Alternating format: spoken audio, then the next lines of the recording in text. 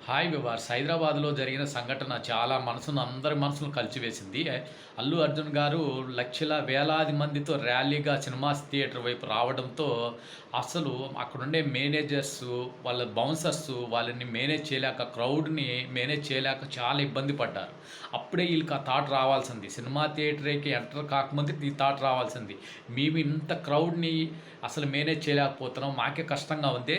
Cinema థియేటర్‌లోకి అక్కడుండే space సరిపోతుందా? ఆ స్పేస్‌లోకి ఇంత క్రౌడ్ వస్తే తొక్కిసలాట జరగదని ఒక థాట్ కూడా ఈళ్ళకి రాలేదంటే చాలా బాధాకరం.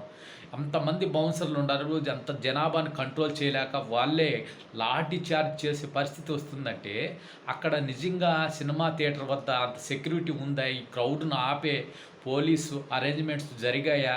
తెలుసుకోవాల్సిన బాధ్యత ఖచ్చితంగా అల్లు అర్జున్ గారి మేనేజ్మెంట్ పైన లేదంటారా? ఉందంటారా?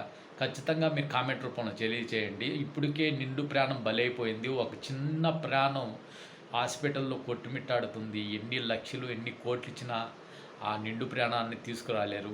ఈ అబ్బాయి పరిస్థితి ఎలా ఉంటుందో ఫ్యూచర్‌లో తెలియట్లేదు. ఇంకా అబ్బాయి కోమాలోనే ఉన్నాడు. ఈ అబ్బాయికి ఎంత కాంపెన్సేషన్ ఇచ్చినా కూడా అబ్బాయి బతకడమే చాలా ముఖ్యం మనకి. ఆ అబ్బాయి క్షేమంగా తిరిగి రావాలి.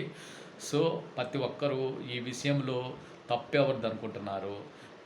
థియేటర్ వాళ్ళదా? లేదంటే ఫస్ట్ రోజు సినిమా చూడాలని చిన్న కుర్రాడిని తీసుకొచ్చిన తల్లిదండ్రులదా? లేదంటే అల్లు అర్జున్ గారిదా? లేదంటే అల్లు అర్జున్ మేనేజ్మెంట్ వాళ్ళదా? బౌన్సర్లదా? పోలీస్ వారిదా? గవర్నమెంట్‌దా? ఖచ్చితంగా మీరు కామెంట్ రూపంలో తెలియాలని ఒక్కొక్కరు ఒక్కొక్క విధంగా చెప్తున్నారు.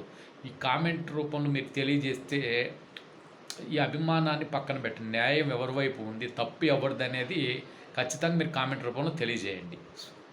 ఖచ్చితంగా వీడియో షేర్ చేయండి, సబ్స్క్రైబ్ చేయండి, కామెంట్ ఖచ్చితంగా చేయండి.